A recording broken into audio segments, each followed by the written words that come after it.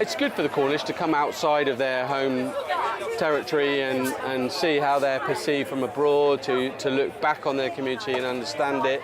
I think, you know, London is an amazing place. London is a great opportunity for every nation and every peoples to shout about who they are and what's special about their particular community. So my role is to be that voice and just say, hey, we're Cornwall, we're also in London, and we said, okay, I'm going to get home to Cornwall for a while.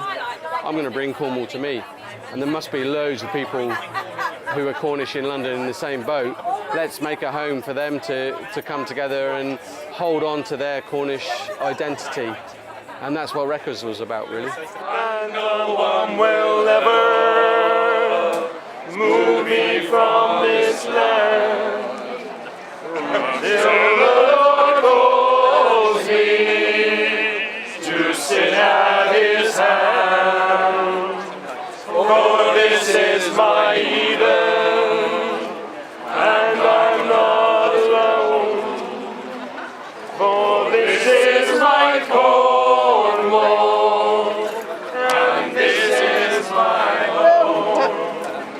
For this is my Cornwall, and this is my home.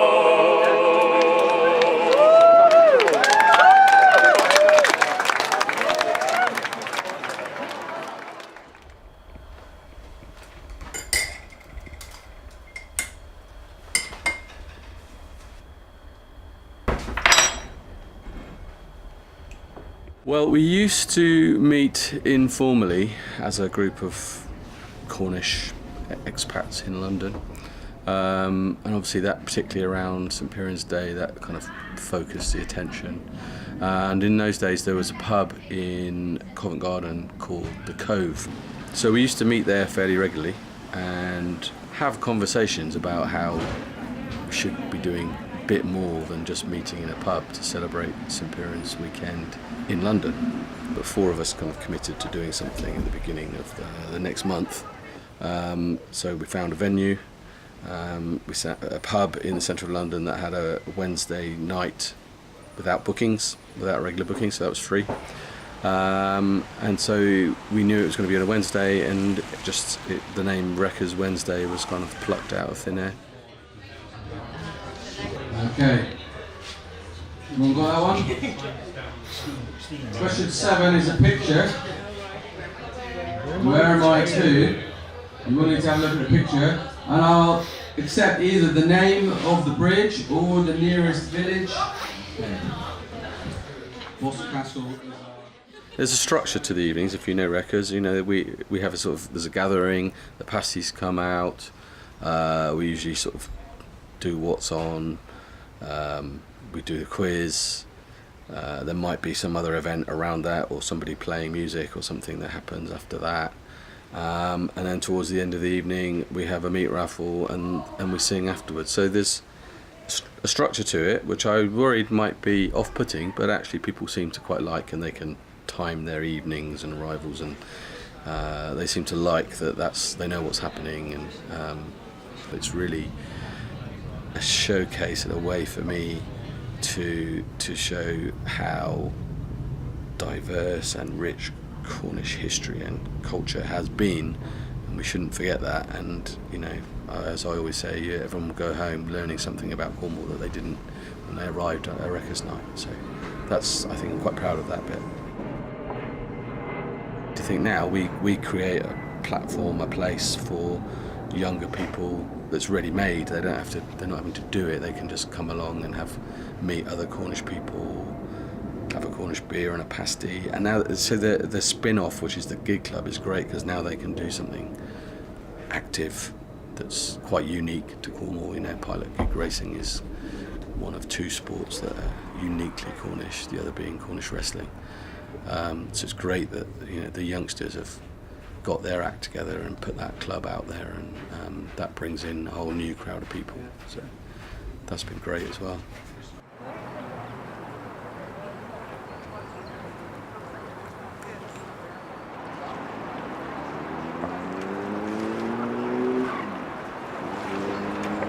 It started probably about 2.5, 3 years ago now. Conversation at Wreckers Wednesday. A few of us saying, wouldn't it be fun to start a gig club? And you know, it was sort of one of those things where the next day everyone still thought it was a good idea, so it kind of went ahead. We started with a bunch of people who, many of whom had actually not rowed much, if at all, before. So relatively inexperienced bunch of people when it comes to rowing. But I think it was the sort of Cornish spirit that got us through, and obviously, you know, 2-3 years later, we've got a number of gigs, about 100 members. Yeah, so it's looking good. So gig rowing comes out of Cornwall from often small communities, fishing communities that have, you know, a gig or two, and it's a Friday night or whatever it might be. They all get together, jump in the gigs, go out and have a splash, or going out and have a race.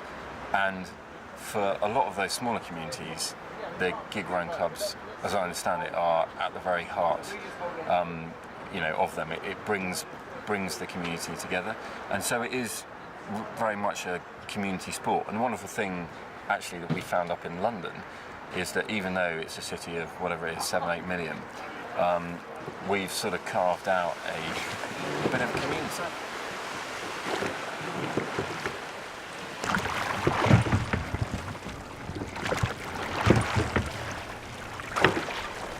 Every time you go for a row and you see new faces, some of them have connections with Cornwall, some of them don't, but a lot of them who actually come and try out gig rowing come back again. There's something about it which is infectious, which they love, and it's great to always be going along to, you know, rowing sessions and seeing those new people get enthused about the sport and, you know, keep coming back. But I think a lot of people just see it as they want to give it a go. They see the boats going up and down the river and it looks like fun. But I think it's when they get involved that they start to appreciate that there is this kind of history behind it. That said, we do get Cornish people who used to row down in Cornwall, love the sport, understand the sort of heritage of it, who come to London for work, and, you know, someone hears, you know, an interview on BBC Radio Cornwall about the club. They let, you know, their family member up in London know, and they get involved. So through that sort of Cornish network, we've, you know, pulled in quite a few people as well. And from that, you know, there's been a little singing group start up as well, and I'm sure it won't be the last of it. Round the way, fever up now, don't you make a noise. Round the way for Australia.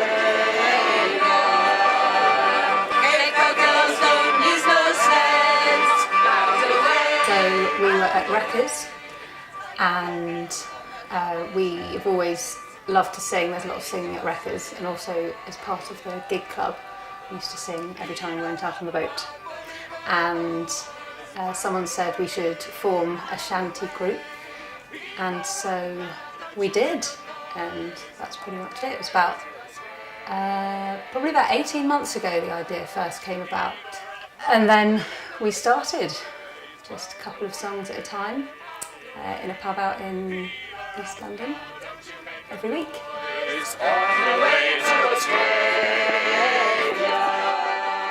So shanties, from what I understand, are the sailing songs, and so you sing them to a beat, and so as people are pulling in the lines, they'll sing a song, and it'll keep them all in time together on a huge boat and in rhythm, and probably creates a better atmosphere than working in silence as well. Shanties are sea songs, and so a lot of them are about boats or about sailing somewhere, and that's all to do with kind of the rhythm of sailing. It really lends itself to singing as well.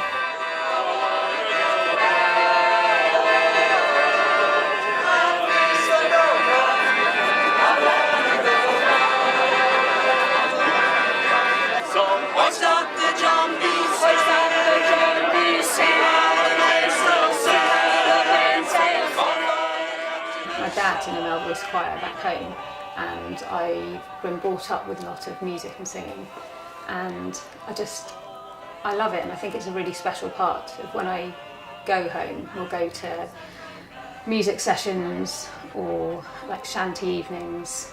It's just such a nice thing for a community to do and be a part of. And I'd love more of that in London because it's such a big place. Being part of a community means such a lot.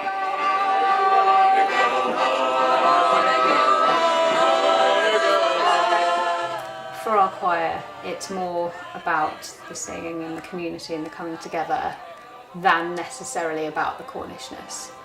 But what I really like about it is that a lot of the performances we do will be to do with the gig club or to do with other Cornish events, and so it shows everyone who sings just a part of our heritage every time, and just little by little they all love it. Naturally, if you're away from home, you kind of yearn for it a bit more, and you feel that identity more strongly. And I think, for me anyway, you know, a big part of what it means to be Cornish is, you know, 3 sides of Cornwall are the sea. So much of its history is about seafaring. The sea was our gateway to the world, and that's why you see so many Cornish communities all around the world. So I think the gig club in part represents that, and it's that wonderful feeling of being on water, being next to the water. That is part of what gig rowing is, obviously. And so, you know, I think it's made my attachment to that part of being Cornish that much stronger. Before I came to London, I was in Bath at university, and I spent a year in Paris. So I was kind of attuned to big city life. And actually, I mean, where I'm from, Saltash, right on the edge of Cornwall, definitely in Cornwall, but it's right next to Plymouth, which is a city of 250,000 people. So it's not like I came from, you know, a tiny little place like Cadgwith. It hasn't been too much of a shock. I guess the thing is, it is, you know, as everyone says, London is more anonymous. You don't speak to people on the tube. You don't build up those conversations by coincidentally being in the same place over and over again with the same people, unless you work with it. Being up here, being around the Cornish, gives you that connection with home. I think, you know, it also just gives you that sense of community, which in London you don't otherwise get. And it's, I think it's, for a lot of people, it's really important to feel like they're surrounded by people they know and can get on with, and that kind of thing. And I think genuinely, you know, one of the things that I love about the club is that it brings together quite a diverse bunch of people. You know, people in their 20s up to, you know, people in their 60s, possibly 70s, all getting together and doing stuff together and having a really good time. And I think that's important for, you know, any society, really, for people not to just feel like they're on their own, but to come together. That's when positive things happen. Wherever you go in the world, almost, there's a community of Cornish people through the sort of the network of Cornish associations. So, strangely, oddly, I have probably more connections in Cornwall now than I did before moving away.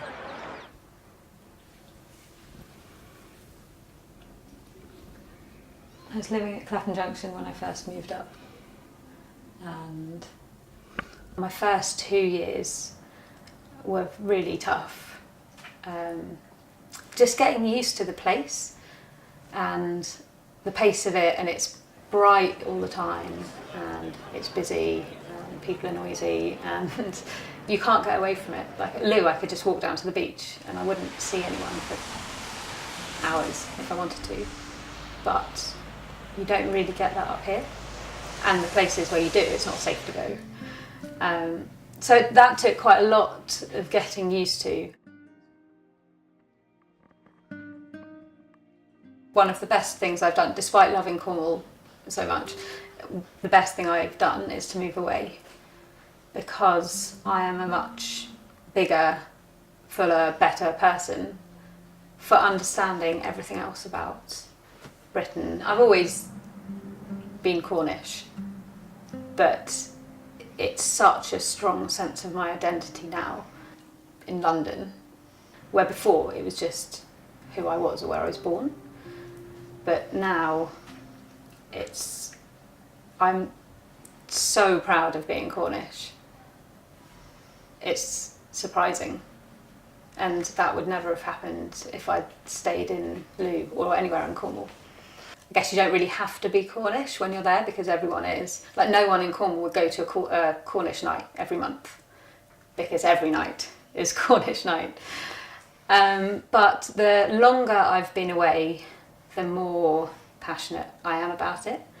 And I've always loved it, but I didn't really realise how much it meant to me until I went to Wreckers and just saw how great the people are and how much everyone else loves it as well.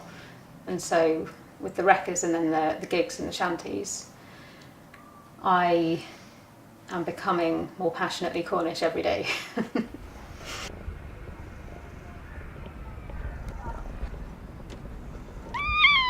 There's a Cornish word, hireth, which is a kind of longing for the homelands, and so you don't get that if you live there, but you do get that when you move away. So that drives a bit of interest. Hireth is there, that longing to be part of Cornwall's history, and so clearly I'm not there, but you make the best of your situation, don't you? So that's inspired me to do all what I do.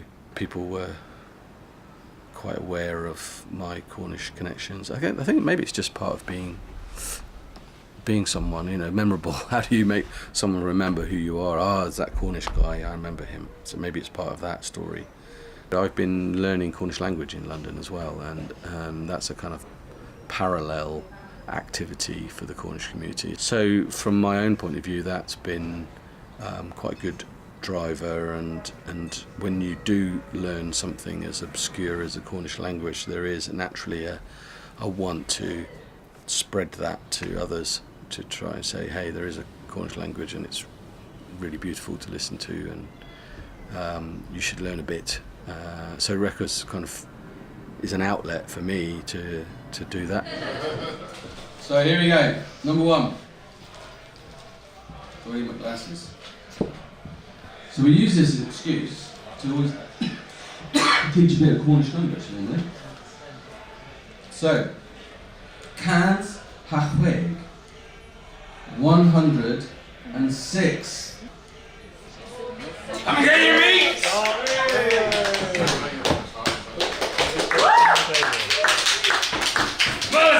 Whip me up a fever here! I've never really tried to make out that Cornwall is any more special than anywhere else in England, but it is distinctive. It is different to other parts of England. We're not trying to do anyone else down. We're just trying to say that the Cornish people are different. Cornish history is different, and the place is different. And let's not. Why do we have to be absorbed into a bigger thing when we've got our distinctiveness already? So it's just. I just try to gently explain all of that to people. I think we just try to offer a place where you can replenish your love for Cornwall on a kind of casual, regular basis, on a fun basis. And we've got lots of people who are not Cornish who come along just because they're fun nights, not because they need to feel more Cornish. Just being in London and then having a voice and shouting for that voice in London makes more impact, I think. So yeah, I think we're kind of like Cornwall's cultural ambassadors to the capital. So now I'll sing to you about a maiden fair. I am proud to be Cornish. We're proud to be Cornish. I would hate to think that we're arrogant about it in some way. We're proud of our difference and our background and our peoples, that our history that goes back thousands of years is being different from English history.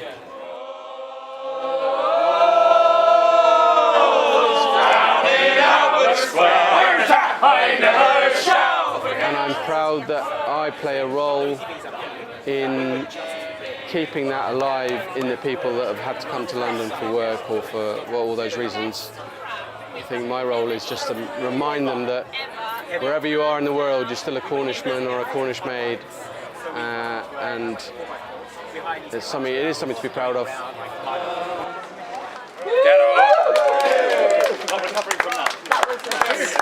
A good sword and a trusty hand, a merry heart and true.